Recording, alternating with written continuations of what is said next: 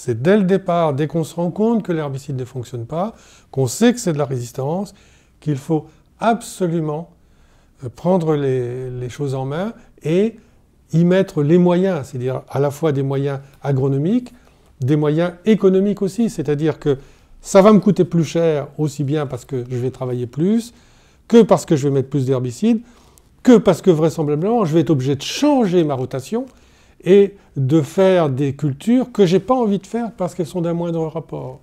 Compte tenu de la manière dont fonctionnent les herbicides, eh bien, ils ne s'attaquent qu'à une graine qui germe, et donc, d'une manière grossière, qu'aux plantes qui ont poussé. Ce qui fait donc que le meilleur herbicide du monde ne peut détruire que 100% des plantes qui ont poussé. Il ne touchera donc que 10% de l'espèce de cette parcelle-là. Une pratique agronomique quelconque, même pas terrible, c'est-à-dire qui est susceptible de prendre 20% des graines et de les enfouir, donc elles seront absolument pas en situation de germer près de la surface, eh bien cette pratique-là, elle est déjà 2 fois plus efficace que le meilleur herbicide du monde.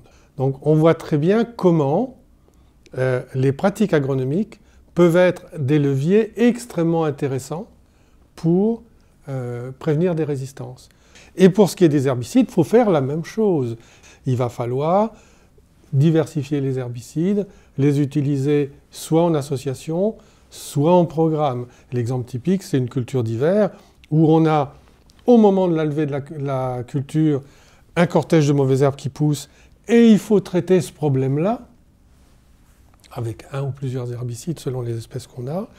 Et puis, après la sortie de l'hiver, à la reprise de végétation, on va se retrouver avec un nouveau cortège de mauvaises herbes, soit une partie des mêmes plantes qui sont restées, soit des plantes des mêmes espèces qui ont germé plus tard, soit de nouvelles espèces, et à nouveau c'est un autre problème.